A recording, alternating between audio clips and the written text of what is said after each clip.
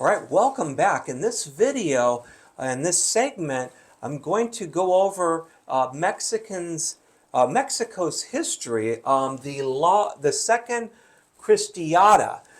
This is part of the history of Mexico. A lot of people are not aware of the persecution of the Catholic Church that occurred in Mexico in the 1920s and all the way up to 1940. Just a reminder, here's a video or a movie to watch called For Greater Glory. I strongly suggest to watch this movie. It's an excellent movie starring Andy Garcia and Eva Longoria. Very good movie, and it'll give you some history on the Cristeros. And then also here's another good book called Mexican Martyrdom. You can buy this book at Tan Books, and these are eyewitness accounts of the brutal persecution of the Catholic Church that occurred just about 100 years ago. So in this segment, we'll discuss the Second Christiada. There's a couple of terms I want to share with you. The first one, it's called defanaticization.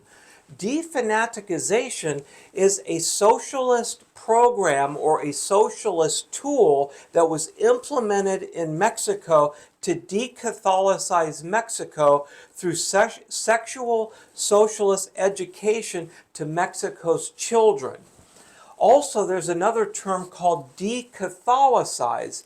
Decatholicize means to remove Catholic character or influence in a culture or country. And these were socialist programs directed to destroy the Catholic Church in Mexico just about 100 years ago. In this segment, I also will share with you thorough Mexican history on the Second Cristero War, otherwise known as the Second Christiada. Now, just before a peace agreement was signed in 1929, there was an assassination of President-elect Obregon on July 17th in 1928, and which at first seemed like a victory for the Cristeros. That was a group of Catholic freedom fighters in Mexico that armed themselves to resist the brutal Mexican persecution that was inflicted on the Catholic Church. Right here you can see that Catholics were hung from telephone poles to kind of scare the faithful in Mexico. And then also you can see a church was devastated. All churches were confiscated by the federal government.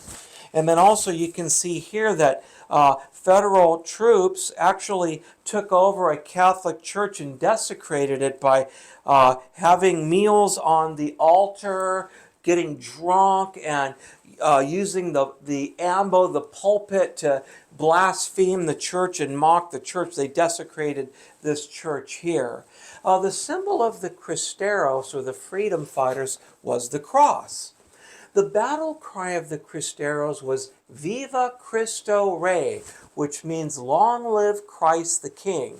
And here we see some Catholic Cristeros underneath the cross, and they allowed their photo to be taken. So this is how the Cristeros look like. Younger, a lot of the Cristeros were young people in Mexico, young Catholics, that many came from the Aztec culture that converted to Catholicism after the Virgin Mary had appeared in Mexico to a, sorry to turn my back to you, to an Aztec Indian by the name of Juan Diego.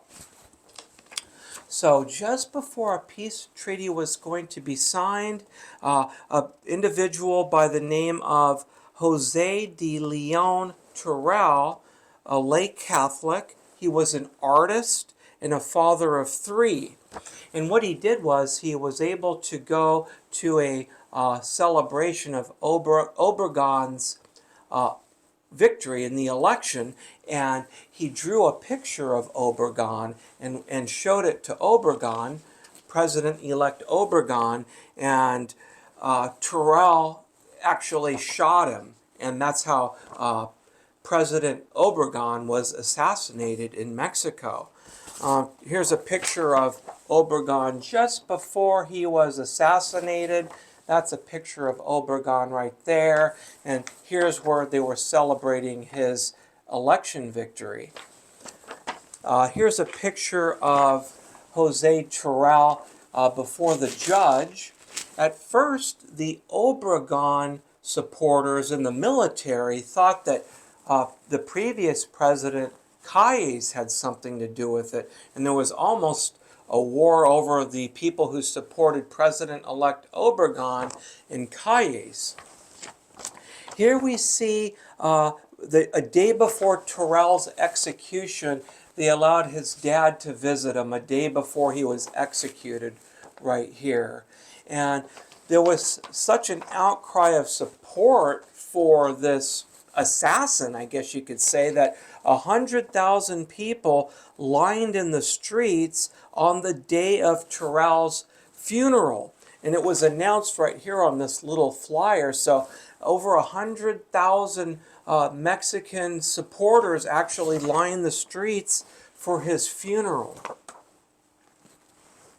In 1929, Mexican president, the next president, Portes Gil, and the Catholic Church agreed to a peace treaty called the Accords. Based on previous negotiations between the previous president, Calles, who was the brutal, barbaric dictator, an apostolic delegate, Ruiz Flores, here's the apostolic delegate from Rome. This arrangement was made through American Ambassador Morrow and Father Burke. They were kind of mediators between Calles and the Catholic Church. An agreement was reached between the Mexican government and the apostolic delegate in the Vatican. The main concern of the Vatican and some bishop was worship had ceased for 3 years in Mexico between 1926 and 1929, and the Catholic people could no longer gather to worship, so Mass was not celebrated publicly for 3 years, and this was the main reason why the Catholic Church decided to make this agreement. Even though the war, the Cristero War, the first Cristero War, was at a stalemate, and actually the Cristeros, representing the Catholic resistance, actually had taken over the middle part of Mexico, all the way to the west coast. The League was an organization in Mexico of Catholic laity who organized the Cristero army and organized protest against the persecution of the Catholic Church in Mexico. This was done by a constitution that was written in 1917 that forbade Catholic education. It commanded foreign-born Catholic priests to leave the country. It seized Catholic property and really just was designed to just shut down the Catholic Church in Mexico. The League and the Cristeros were left out of these negotiations between the Vatican and the Mexican government. Here's a picture of some members of the League. And it consisted of young Catholics, very faithful Catholics. The League and the Cristeros, up to this point, were fighting for a new government and a changed constitution that would no longer persecute or outlaw the Catholic Church in Mexico. In the end, the Catholic Church neither blessed nor condemned the First Christiada. By the 1920s, Rome had more than a century of experience with problems of the church's existence in secular states and recognized a variety of agreements that were possible depending on the government that it had to deal with. Remember, the Catholic Church is global or universal. So when the Catholic Church has to deal with certain governments, and today China, for example, the Catholic Church has a lot of experience dealing with hostile governments. The church also recognized that it had a variety of possible agreements depending on the government it had to deal with. In some countries, such as Spain and in some in Latin America, a former partnership actually existed between the Catholic Church and the state. Friendly relations. While in Britain and the United States, where Catholics were in the minority, the church actually was able to function and even thrive, where there's a separation of church and state in the United States. The Catholic Church is able to thrive under these circumstances here in the United States, for example. In France, at this time, where an anti-clerical government existed, it had been possible to arrive at understandings that allowed the church an acceptable degree of freedom. During this very time, the Catholic Church was working out an agreement with the fascist government in Italy in the 1920s and 30s. In every case, here's Rome's minimum requirement. The minimum requirement that Rome shoots for is that the clergy be free to perform its clerical duties. Just freedom that the church can perform its clerical duties, that left the hierarchical chain of command in control of the ecclesiastical hierarchy, so that the Pope would be able to appoint bishops and not have to get approval from the government. Let's put it that way.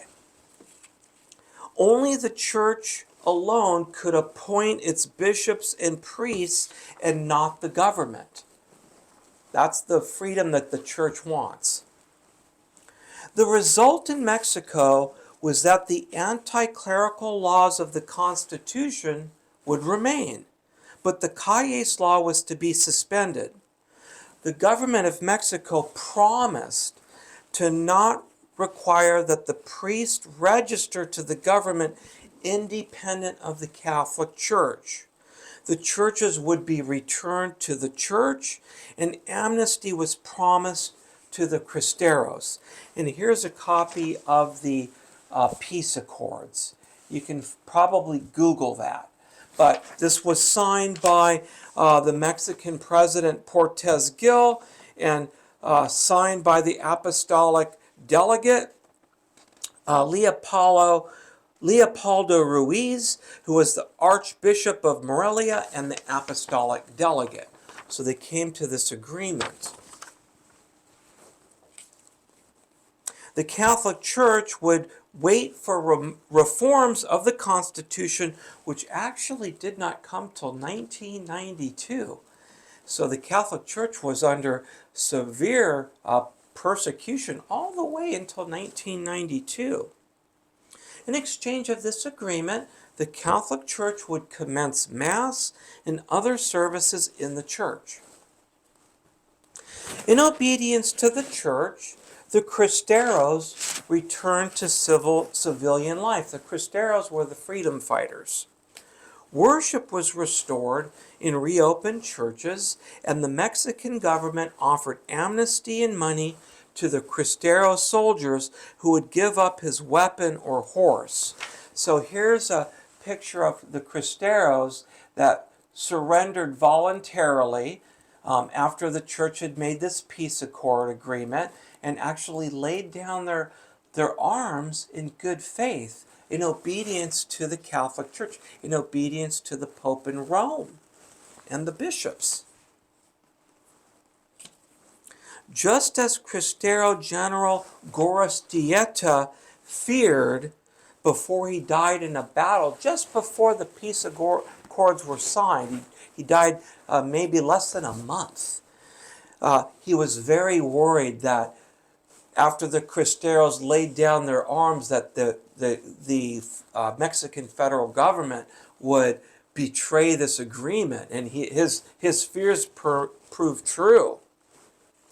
The June 21st, 1929 agreement ended up being a trap for the Cristeros, and a betrayal of this agreement occurred soon afterward. In June 1929, during the time this peace accord was signed, 50,000 Cristeros were fighting for religious freedom in Mexico when the Catholic Church and the Mexican government made this agreement. Here's a picture of some Cristero leadership celebrating the peace agreement. 14,000 Cristeros presented themselves for amnesty. They laid down their rifles in good faith. 1/3 of the Cristero soldiers took the offer of amnesty and laid down their rifles, while others went home peacefully, not trusting in this agreement. Their cause, which they said was for Christ the King and the Virgin Mary, seemed to be finished. Like they achieved their goal: freedom of religion, freedom of worship in Mexico. The peacefulness with which the Cristeros obeyed the Catholic Church exceeded even the United States' leading military attaché in Mexico. He was actually shocked that the Cristero freedom fighters would in good faith lay down their arms that way. Never had an insurgent army stood up to such a strong military army, such as the Mexican Federal Army, backed and armed by the United States government. The U.S. government actually supplied the rifles and weapons to the anti-Catholic federal government in Mexico to actually attack the Catholic faithful in Mexico. That's not known very well in the United States. We need to learn this history in our education system. In the previous 3 years, between 1926 and 1929, during the First Cristero War, 90,000 combatants died, including 12 federal soldiers, 70 colonels, 1,800 federal officers, and 40,000 federal soldiers. A mass exodus of Mexican citizens had fled to the United States seeking refuge during the war. And that's why we have such a high Hispanic population, unlike the city of Los Angeles, for example. Many of the people that have relatives in Los Angeles, their original relatives had immigrated, I guess you could say illegally, by crossing the border to flee religious persecution. For many Cristeros, the peace accord turned out to be worse than the war. The accords were supposed to end the persecution of Catholics, but ill will and anti-clericalism reigned in the Mexican federal government. Let me show you the betrayal. Like here's a Cristero general by the name of Jose Maria Gutierrez, shown in this picture, who was assassinated in Jalpa, the place of his celebrated military victory during the First Christiada. So here, after the peace accords were signed, the Cristeros laid down their rifles in good faith, and then shortly thereafter, the federal government came and sought these people, hunted them down, and executed them. He was assassinated. Here's another picture between the federal soldiers, and then here on the right of the center person, that's the federal general. Here's a Cristero general right here. And the general was actually nice to the Cristero leader. He actually offered him a position in the federal army, and the Cristero general just passed on it, and shortly thereafter, the federal government hunted him down and executed him. This ill will towards the Cristeros and towards the Catholic Church by anti-clerical members in the government and the military, the former Cristeros were forced to fight for their lives and to take to the hills for refuge. The second persecution was worse than the first. Sadly, the Cristeros, in a way, were even abandoned by the Catholic Church and the support of the Mexican people. One federal general warned the Cristeros of the danger that they were in, like this federal general I just showed you a picture of. Federal General Andres Figueroa warned some Cristeros, "Go far away, they will kill you soon. It will do you no good to go around armed. I am here as a representative of the federal government, and I give you my word as a gentleman that you have no reason to fear me." But these little politicians think they are doing Mexico a favor by committing outrages such as these. They will also satisfy their thirst for vengeance. His words proved true. Right after the peace accord was signed, a more direct form of persecution of the Catholic Church began in Mexico. A calculated, premeditated assassination of all Cristero leadership began for the purpose of preventing any resurgence of the Cristeros. Cristero Bernardo Gonzalez stated, quote, "They began the slaughter of my old companions." The first Cristero victim died just 10 days after the accords were signed. Father Pedrosa, famous Cristero general, Father Pedrosa, known as the Pure One, general of the Altos Brigade, was executed on July 3rd, 1929, by order of the Secretary of War in Mexico.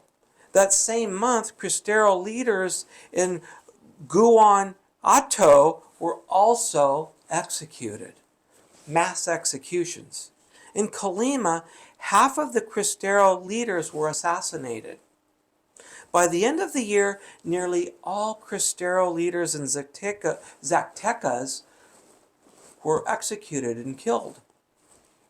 Between 1929 and 1935, the manhunt of Cristero leaders claimed 5,000 victims, 500 who were officers ranging from general to lieutenant. Even lowly soldiers were not spared by the Mexican federal government. And here is General Gorostieta. There's a video that I'll be posting about General Gorostieta, who feared that this would happen when he became aware that there was going to be a peace accord signed. Because see, he was a former general in the Mexican army, and he knew the government that the Catholic Church was dealing with. He knew that they would betray the Catholic Church and the Cristeros.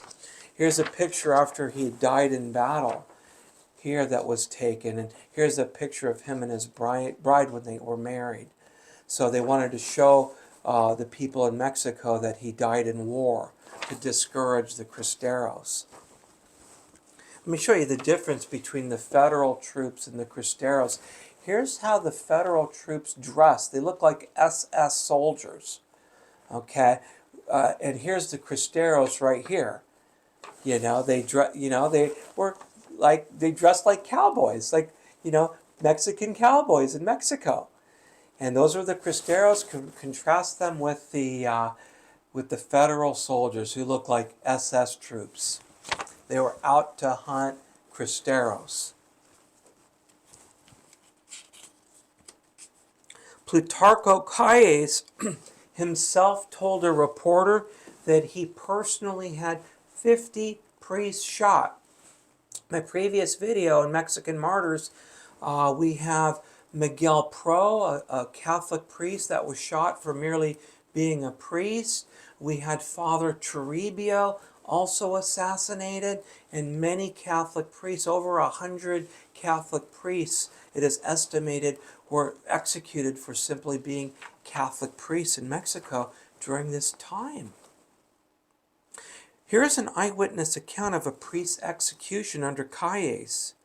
Father Elias Nueves was a healthy man of 40 years old who did not report to the government.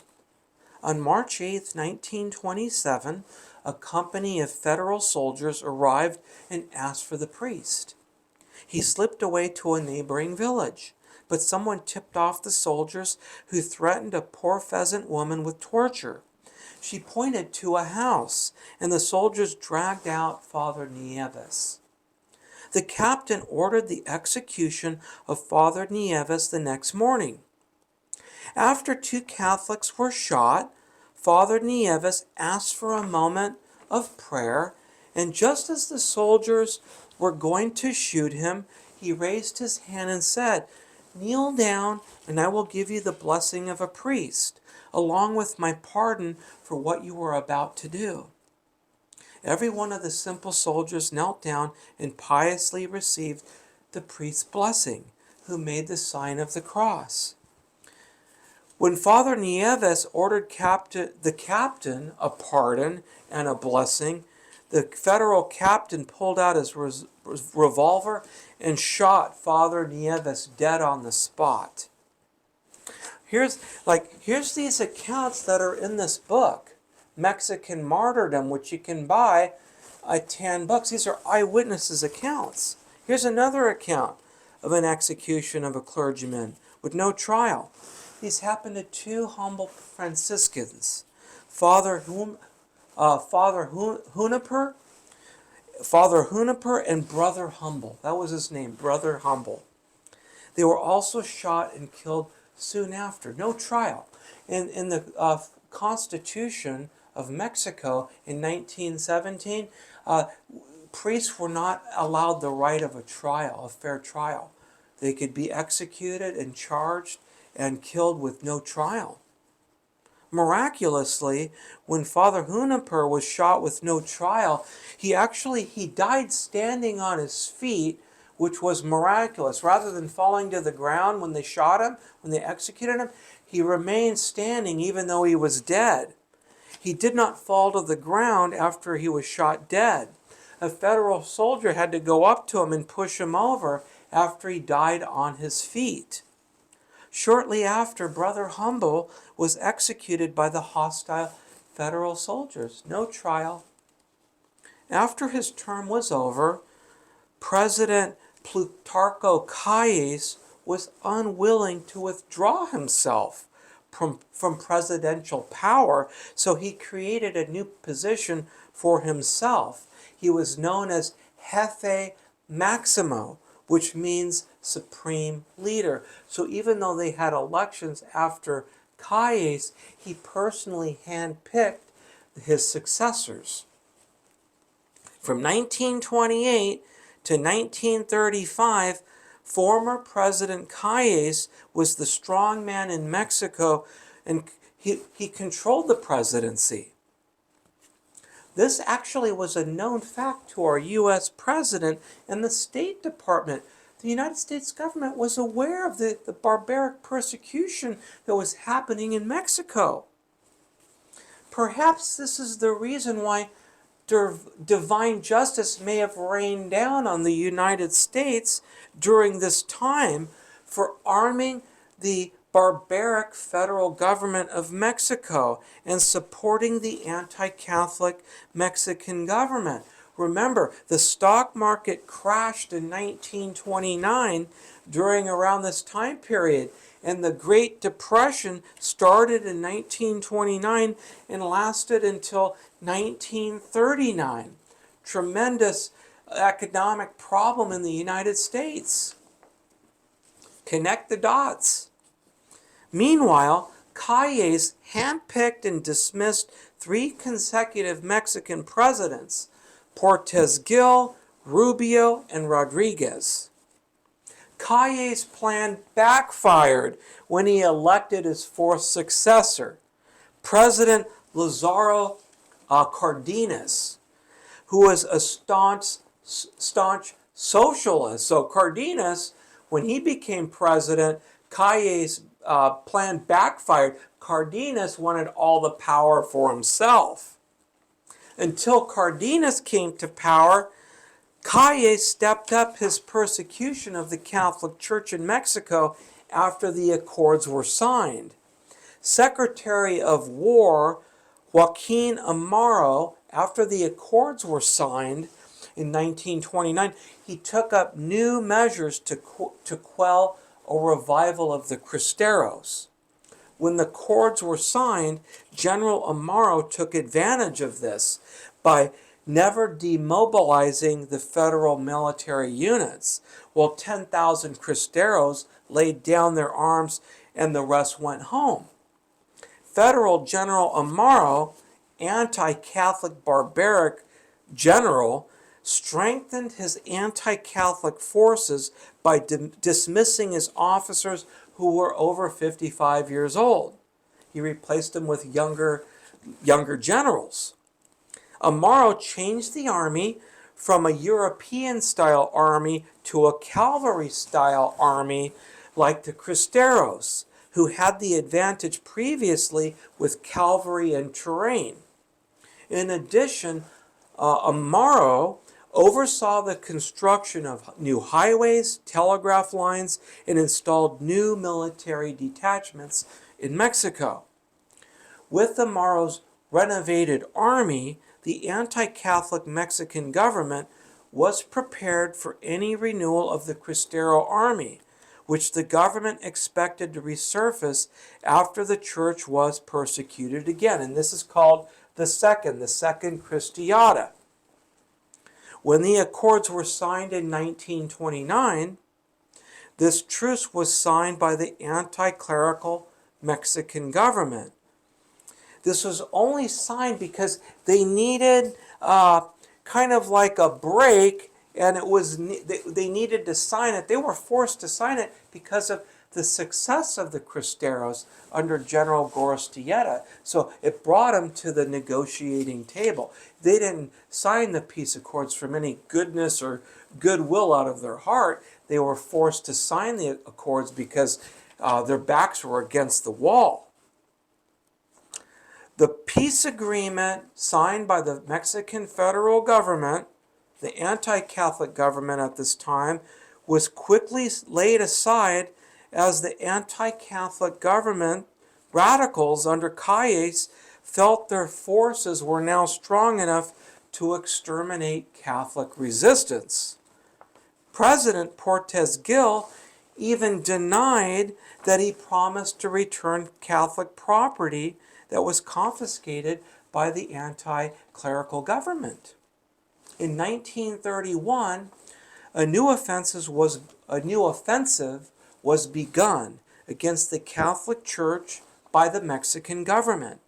And the situation for Catholics in Mexico was very grim in the early 1930s. From 1931 to 1935, the situation grew even worse than in the 1920s.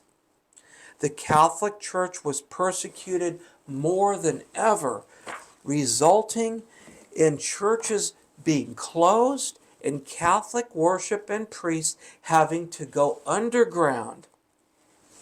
As Catholics faced new persecution and Cristero leaders were executed, survivors of the First Christiada and a brand new band of freedom fighters joined forces. So what was remaining of the Cristeros and some new freedom fighters joined forces again against dire odds with the rearmed and retooled federal army. Here's a picture of the Cristeros in the Second Christiada. The freedom fighters resorted to changing their tactics, being aware of their small numbers, very small numbers at this time, and they learned lessons from the First War. What they improved on in the Second Cristero War, or the Second Christiada, this time they had an ample food supply. They had about a 1-year food supply saved, and they did use guerrilla tactics by not fighting the Federal Army head-to-head. What they would do is they would slip between the garrisons and the forts, and they would do hit-and-run missions. Just small hit-and-runs and guerrilla-style tactics, which was very successful for them. The Cristeros used surprise hit-and-run attacks on the federal forces and the agrarians. The agrarians were sellouts to the federal government. See, the federal government would promise land to some of the farmers, the farming class in Mexico, who are known as the agrarians. They actually looked like Cristeros, dressed like Cristeros, but they were allies of the federal government. They were promised land in exchange for them fighting the Cristeros on behalf of the federal government. Giving handouts is an old socialist tactic. It's nothing new. This is a tactic to gain control over the poor, which was exercised in Mexico.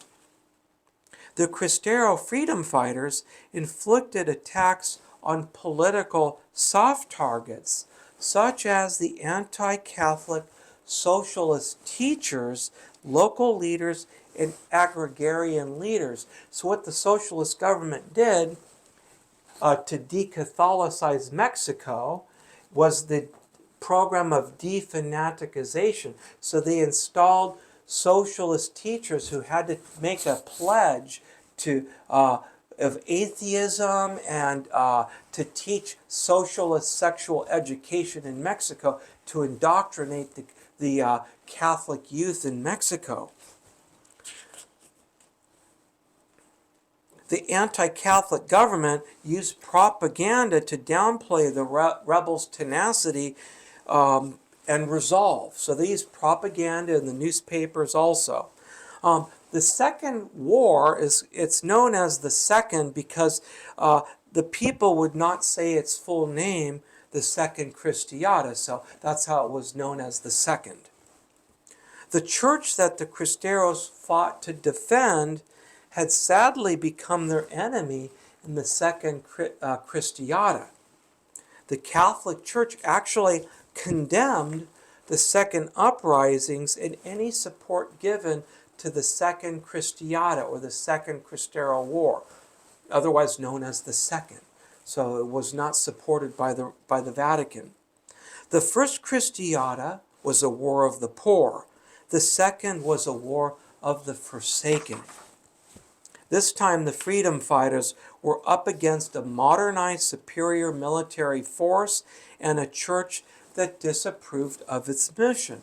Remember, the Catholic Church did not want worship to be threatened, so it did not support any uprising towards the government. That was its concern. The church was against armed resistance. And when the church was against it, the population, in obedience to the bishop and the ecclesiastical authority and the Pope, did not support the Cristeros. Like maybe 10% of the Catholics in Mexico supported the Cristeros. The Cristeros were courageous, indomitable men who refused to submit to Caesar and even to church hierarchy, because they had given their word to Jesus Christ and the Virgin of Guadalupe. That's who their allegiance was for. They had made oaths that they would not betray. While claiming that the church was free, the anti-Catholic federal government continued its persecution, seizing anyone's personal property that was used for religious teaching. So they added new things to the law, that if you were caught teaching the Catholic religion, that your personal private property could be seized by the government without a trial. Any property used for religious teaching, worship, or even displaying religious pictures in your own home, in home chapels, could cause your property to be seized by the government. Property could be seized with no trial or day in court, and many Mexican Catholics during this time lost their property to the government. Church property was seized by the Mexican government and never given back. While the Cristeros fought for religious freedom, the Catholic bishop issued 22 statements from 1930 to 1932 condemning anyone resorting to violence. This was a contradiction there. This was reaffirmed by Pope Pius, I believe the 11th, in September 1932 in a papal encyclical called Acerba Amni, which condemned the breach of the accords by the anti-clerical Mexican government while also maintaining its position of banning armed struggle. The Church's opposition to armed resistance was the biggest blow to the Cristeros, turning public opinion against the Cristeros. Some clergy even began to call the armed resistance bandits, rebels, proud, and actually collaborated with the hostile federal government, working to convince the public to not help the Cristeros. Some bishops even went as far as to condemn the First Christiada. Mexican bishops allowed the liturgy to resume and banned the Cristeros from receiving the sacraments. The bishops would not tolerate disobedience to ecclesiastical authority. Those committed to armed resistance to the persecution could receive sacraments only if they promised to correct their insubordination. This had terrible consequences for the Cristeros. The new Cristeros, despite being rejected by the ecclesiastical hierarchy, launched a new battle. A Cristero song said, quote, "Don't be afraid that no one will help you, that neither the rich nor the clergy will shield you." The abandonment the Cristeros went through during this time, abandoned almost by everybody. The Church had good reason for its position of banning armed resistance. The new Cristeros were endangering public worship. The new Cristeros now faced dire odds against the revamped and improved federal army with the rise of aviation and radio communication. In 1931, in December, the Catholic Church in Mexico came alive with the 400th anniversary of the appearance of Our Lady of Guadalupe to an Indian by the name of Juan Diego on the hill of Tepeyac outside Mexico City. The Virgin of Guadalupe is the symbol of Catholic citizenship in Mexico. So the federal government allowed a public celebration. See, the Mexican Constitution of 1917 forbade public worship. You were not allowed to have processions or public worship in Mexico. From 1929 to 1931, the Catholic Church actually came out of the catacombs in celebration of the 400th anniversary of Our Lady of Guadalupe. President Ortiz Rubio was president at this time and began to ease the anti-Catholic restrictions for this celebration. The anti-Catholic Mexican government gave permission for celebrations of Our Lady of Guadalupe, but soon after this was over, a storm broke out.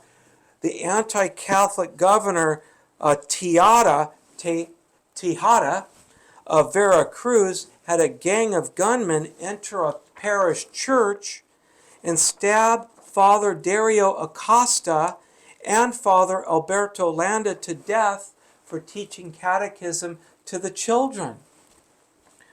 Tejada used Article 130 of the Mexican Constitution as a weapon against Catholic clergy and limited only one priest for every 100,000 people in Veracruz. There was a tremendous shortage of Catholic priests in Mexico.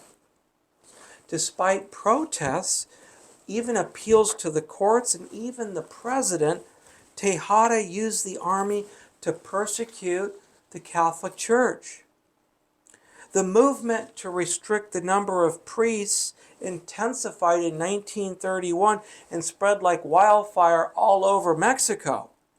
In Veracruz, the number of priests allowed was only 11 for a population of over 1.3 million Catholics. 11 priests, that was it.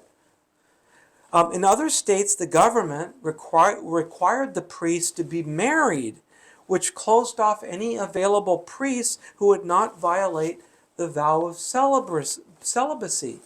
So they put this restriction that you could not be a priest unless you were married, knowing that the priests could not be priests without violating their vow. So that's how they persecuted the priesthood. One other tool. The Mexican government, under Portes Gil, had promised the apostolic delegate Ruiz that no such thing would be done by the government. Remember the peace accords? He made all these promises, and they reneged on them all.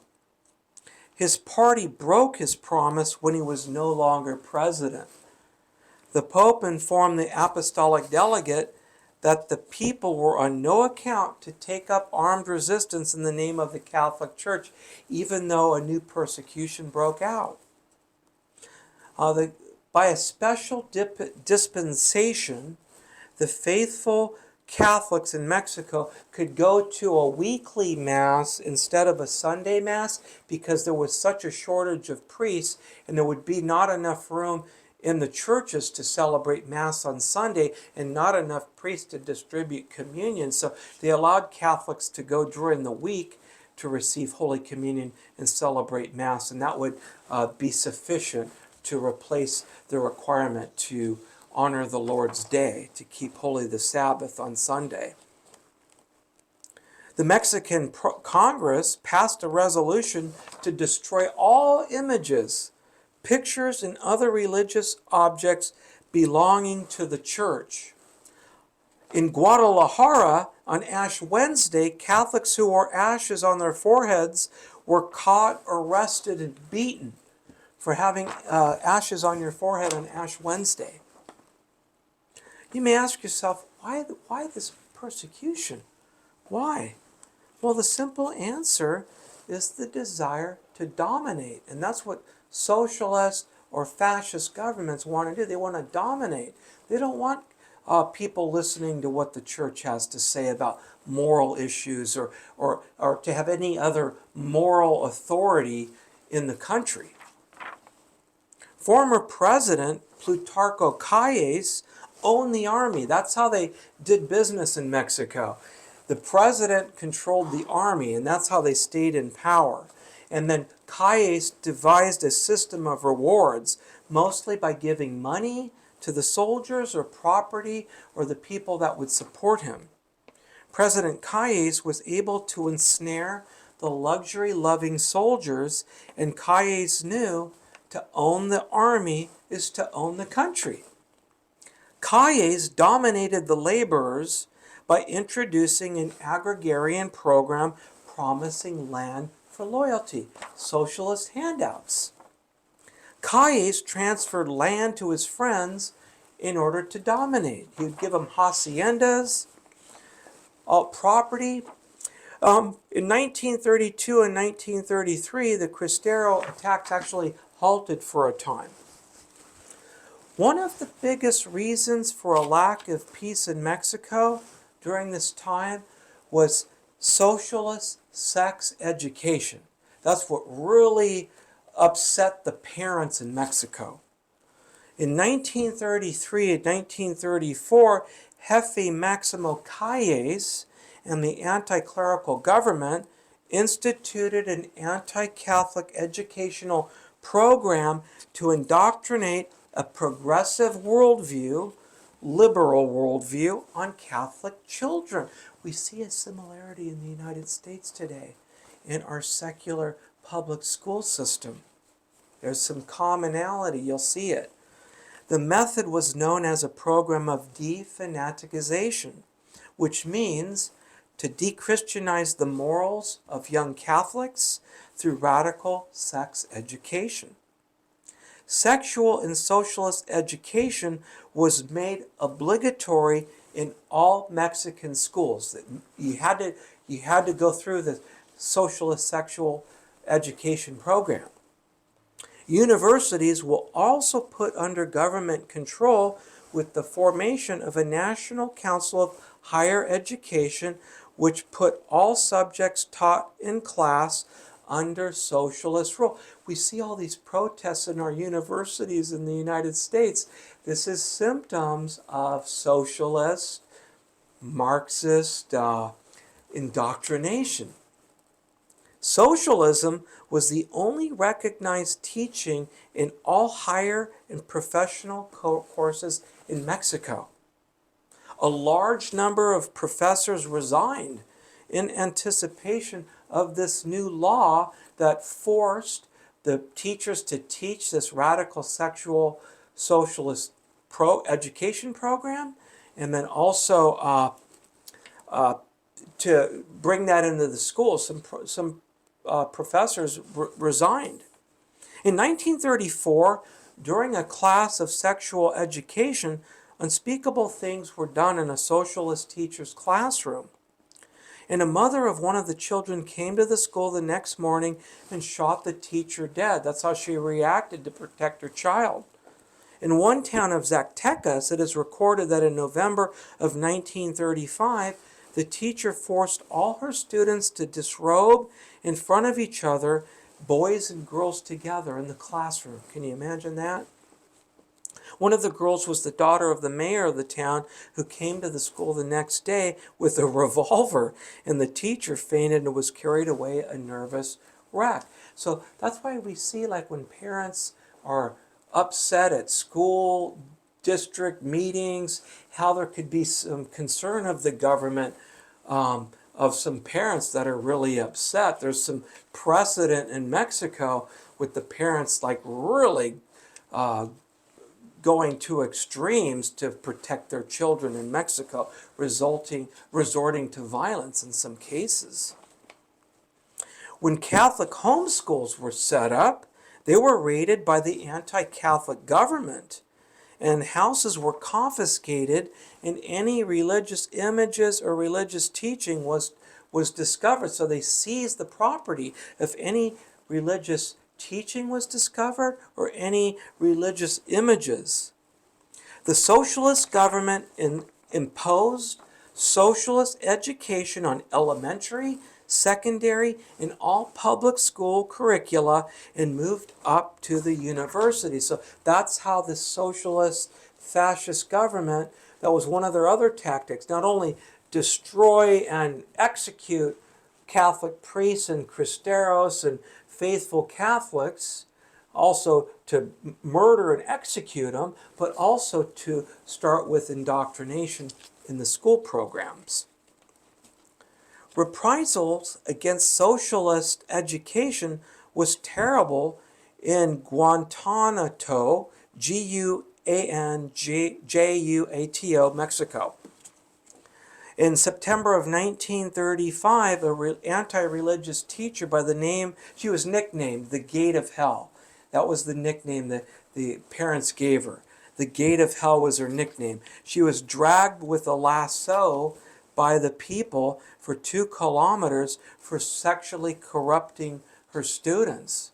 So the people in that area dragged her with a lasso to punish her. In Jalisco, revenge was taken on 10 socialist teachers who actually had their ears cut off by irate parents in Jalisco, Mexico. Similar retribution was taken in Michoacan and Zacatecas, Mexico. These branded teachers were taken to Mexico City and shown to the president that had their ears cut off. Education in the government schools was atheistic, and sex education was a tool to de-Catholicize Mexico. School teachers in Mexico were required to teach sexual and socialist education. So there was a lot of disruption in Mexico during this time as a result of this indoctrination of Mexico's children. This caused riots. Parents were so outraged by this indoctrination, this lewd socialist sexual indoctrination that was being forced on their children.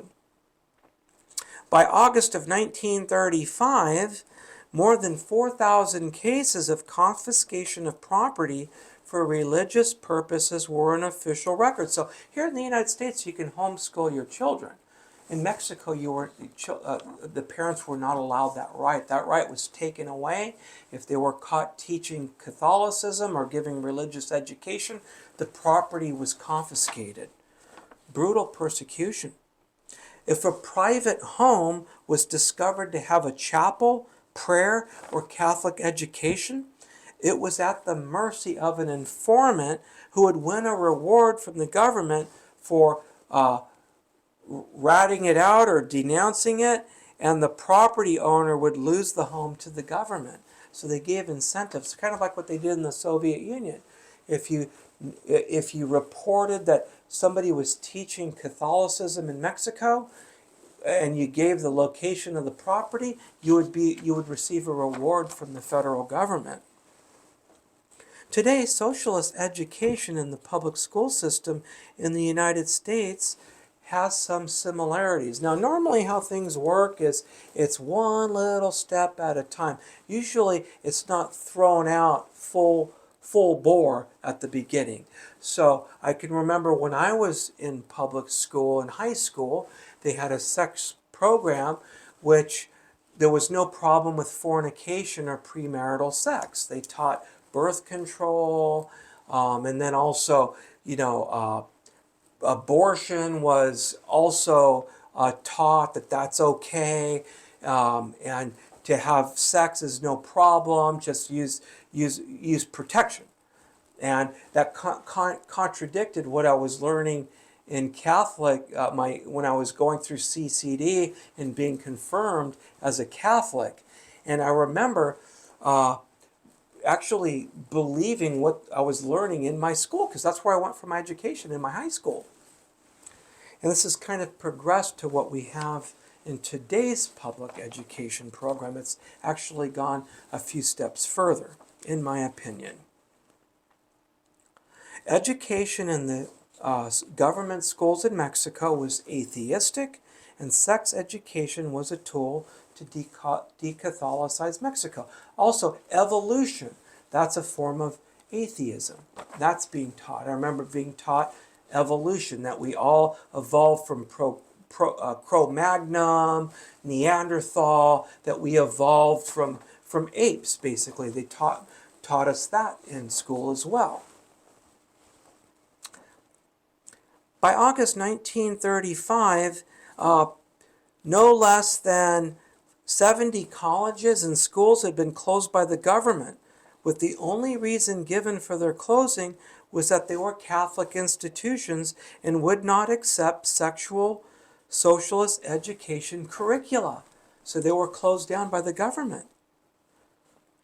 Today in the United States, we have sex education programs which promote premarital sex, birth control, abortion, same-sex marriage that can contradict Catholic teaching, multiple pronouns, gender-neutral locker rooms, men competing in women's sports in some cases.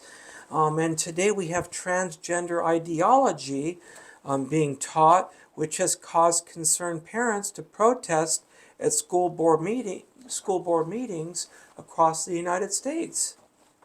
Today in some areas, men who simply claim that they identify as a female are permitted into some women's bathrooms and locker rooms. and even into sports competition. Negative results of socialist non-Christian ideology has produced, here's the fruits of this form of education. As a result, people strongly believe in the right of choice, and we've had a result of millions of aborted babies, lives lost from abortion, divorce rates through the roof, STDs, sexually transmitted diseases, crime is through the roof because we don't teach commandments, the 10 Commandments in school. We have, groups of people going into stores and looting stores, murders, shootings everywhere. This is a result of the de-Christianization or de-fanaticization or de-Catholicization programs in the Western culture, in the United States. Here's the fruits of this. If we taught the kids prayer, taught the 10 Commandments, we would have a much better result, in my humble opinion. The leader in Mexico took after the French Revolution, which was against the Catholic Church, and July 20th, 1934, Calles declare. Here's what Calles declared. It is necessary that we enter into a new phase of the revolution, which I shall call the psychological revolutionary period. We must enter into and take possession of the minds of the children, the consciences of the young, because they do not belong to the revolution. So that was the program that Calles declared in 1934. A new phase of the revolution, a psychological revolutionary period, which we must enter in and take possession of the minds of the children. That's the target, the young minds.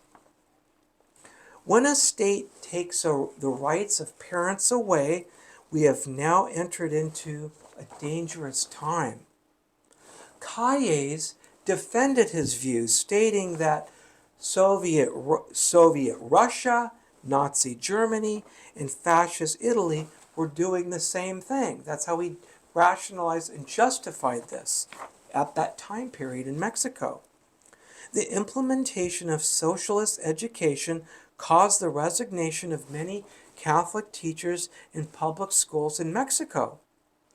Catholic schools were closed in Mexico, and many families refused to send their children to public schools that lasted years. The number of students in Mexico schools decreased significantly. Faithful Catholic parents refused to expose their children to this indoctrination. Today, poor Catholics in the United States, they can't afford to send their kids for private education. It's very expensive. They're forced to send their children to public schools. They expose their children to sexual indoctrination, evolutionary indoctrination, socialist and atheistic indoctrination in many of our public schools.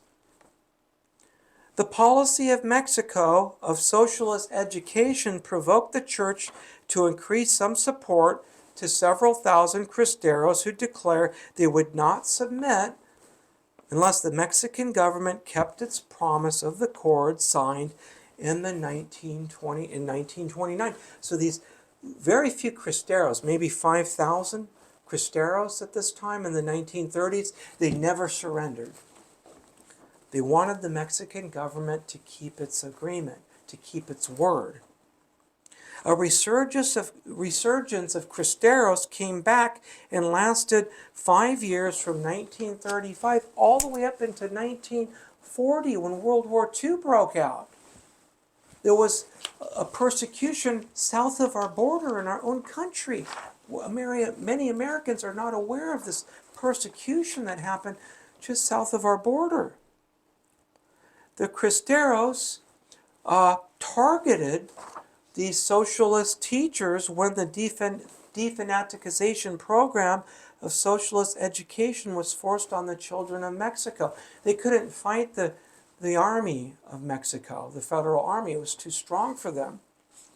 Socialist teachers suffered the rage of the people in Mexico. The home had become the last refuge of the Catholic in the practice of its religion in Mexico. I do not condone any violence as well. Just want to make that perfectly clear. We pray for things to change. We try to protest peacefully, like Martin Luther King. We never resort to violence. I don't condone any of this. I'm just giving you the history. I want to make that perfectly clear. All Catholic private schools had been hunted out and eradicated and forced to close or accept socialist anti-religious education. Only in the Catholic home in Mexico had it been possible to hand down the faith and instruct the children in their Catholic religion. Home schools and Eucharistic centers were all that was left of the Catholic religion in Mexico. So a Catholic priest would consecrate a bunch of hosts, and they would put consecrated hosts in different areas where the faithful Catholics could secretly go and administer Holy Communion to themselves, which was approved by the Vatican during this persecution time. In August of 1935, even the home was invaded in the attempt to wipe out the last vestiges of the Catholic faith in Mexico. So the persecution came into the Catholic homes in Mexico. Under President Cardenas, the most extreme legislation was passed ever seen in any country. Under legislative powers by decree and force of law, President Cardenas, under powers given by the Mexican Congress, formulated a long law in 35 articles and 5 provisions called the Decree on the Nationalization of Church Property. So this was powers given to the president, at this time, President Cardenas, to seize Mexican private property. Every kind of property held by the church was made the property of the Mexican government, including not only the churches themselves, but all rectories, schools, convents, and every building or property used for the administration or teaching of the Catholic faith. Article 2 extended to private homes. Beware. Article 3 extended to any property or income on which is in any way related to the religious project or projects or objects, including Catholic bookstores. During the period of the Antichrist, whenever that happens, we can expect to see a similar persecution of our faith, globally. Any circumstance that justified a presumption, only a presumption, without any proof would be admissible and could extend to the even rental property. So if you had a rental property and you weren't even aware that the person who rented your property was teaching the Catholic faith or having religious services, your property would be confiscated by the Mexican government without any trial.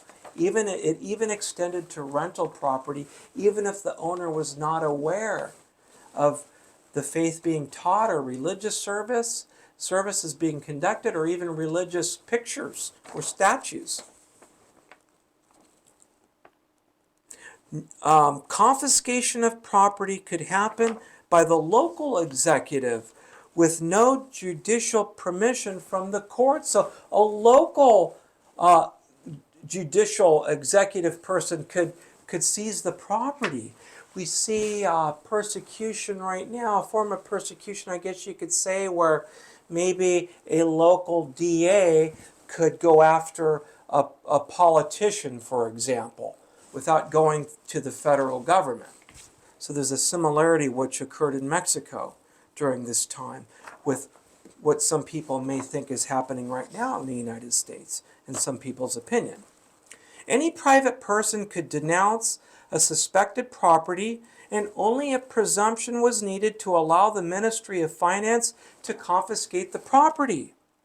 In Article 33, rewards were provided by the government to those who would denounce religious properties, and no appeals were allowed on a final order. You weren't allowed a right of appeal. No exceptions would be made to parents teaching their children religion, praying, or any owner who allowed any act of worship or teaching of religion on personal property. Article 33. Any Catholic bookstore selling religious books fell under this law. The church who retreated into the home was routed out. Property was confiscated. Any home that once had a chapel in it was also presumed to be a place of worship under Article 2 and could face or did face confiscation. By 1935, the Second Christiada had reached its peak with approximately 7,500 soldiers who remained unreachable by taking advantage of the terrain, the mountains, and hiding there, declaring that they would never relent until the government abandoned all persecution of the Catholic Church. Prayers may have been answered. I'm sure lots of prayers were going up at this time. Plutarchos Calles, who started all this, the brutal dictator, his rule over Mexico would soon come to an end. The Catholic Church, we have time on our side. We've faced the Roman persecution, the French Revolution, the Ottoman Empire, Nazism, fascism, communism, and the brutal barbaric persecution in Mexico last century.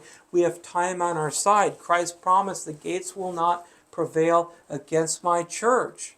So you can't kill the church, no matter how far or how many times governments or regimes have tried. It's always failed every single time. The Catholic Church has time on its side, and Christ's promise that the gates of hell will not prevail against it has come true. Even though there's persecution even up to this day with very progressive things happening in Mexico, even up until today, a progressive mindset. Cardenas decided to break away from Calles, who was the puppeteer of the Mexican presidency until 1935. In June of 1935, President Cardenas exiled former President Plutarco Calles, ending the reign of Jefe Maximo. So he commanded Calles to leave Mexico. He exiled him to the United States. Why would we allow him to come into our country and give him safe harbor? The United States actually allowed Calles to be exiled into the United States in San Diego, even though he personally admitted to executing 50 priests and being responsible for executing thousands and thousands of innocent Catholics in Mexico as well. Genocide. He was exiled and lived in San Diego, and our government never placed him under arrest. He never was under arrest for many of the atrocities he was responsible for. Look at these people hanging, Catholics hanging from telephone poles right here. Many, many, many priests were murdered and Catholics murdered with no trial. Tortured, beaten. While Calles lived in San Diego, the Catholic Church still suffered from the years of persecution in Mexico. At this time, Mexico only had, it once had 4,000 priests, but in the 1930s, this was reduced down to about 305 state-authorized priests for the whole country around 1935. Can you imagine, for the whole country of Mexico, millions of Catholics, and they only were allowed to have 305 priests? In the Second Christiada, the Cristeros suffered worse losses than in the First Christiada. Cristero leaders who had returned to take up arms were virtually all killed, even though they fought with all their will. President Cardenas ordered governors to give back churches and allow priests to return. So he kind of eased some restrictions later on in the 1930s. Some federal troops even began to go to Mass in Jalisco. Catholic laity turned to peaceful protest, which we always advocate, and support for the Cristeros at this time diminished. 80% of the public no longer supported the Cristeros when President Cardenas lightened the pressure on the church. 3/4 of the Cristeros went home and withdrew from combat. In the end, only about 2,000 Cristeros remained, and Cristero leader Federico Vasquez said, quote, "Our situation is regrettable and sad. Only God knows the agonies we have suffered. God have mercy on us." They were so abandoned. They were just faithful to Lord Jesus Christ the King and Our Lady of Guadalupe, Saint Mary, the Virgin of Guadalupe. They were abandoned by all. President Cardenas threw out Calles' army generals, people in the government, and expelled Calles' followers from the Senate, and declared that Calles was no longer a member of the National Revolutionary Party, which he founded. Although former President Calles was an anti-Catholic atheist, he ended up in his later years turning to the occult in the later stages of his life, and he ended up retiring in a hacienda in Mexico.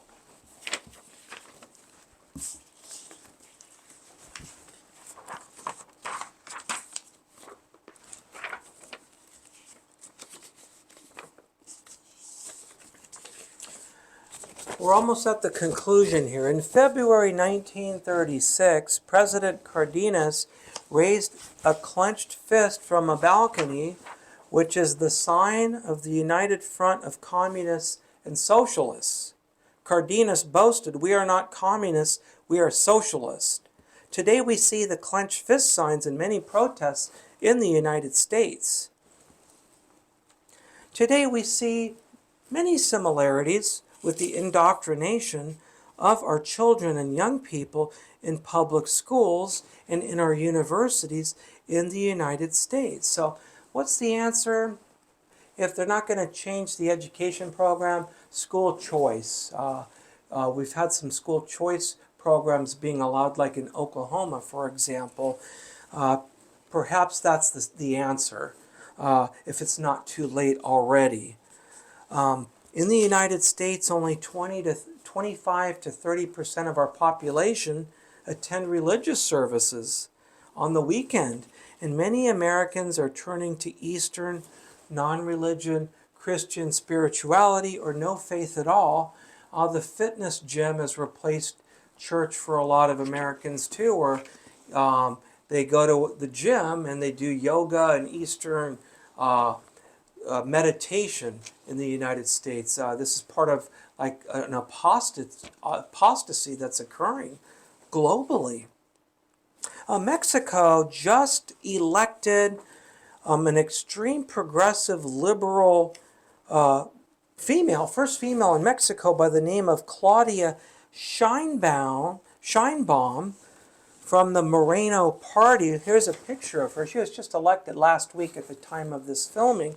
So I thought, let me find out what the Morena political party stands for. So it's a political party that's left-wing, and the party's platform embraces a progressive or liberal agenda in favor of women's rights and the LGBT community in Mexico, supporting causes such as same-sex marriage and the decriminalization of abortion at the national level.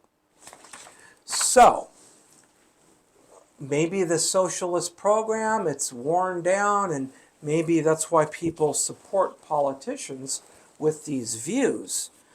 Please pray for Mexico, pray for the new president-elect of Mexico, pray for the United States, pray for school choice, pray for our children, pray for peace. and love, even of people that don't think or believe the way we do. Pray for them, love them. Remember, love is the answer, not hate. Please pray for the souls of the Cristeros, all the martyrs who gave up their life trying to fight for religious freedom. And pray for all who sacrificed so much for the church and religious freedom in Mexico. Viva Cristo Rey, que viva. Peace be with you. God bless. Thank you.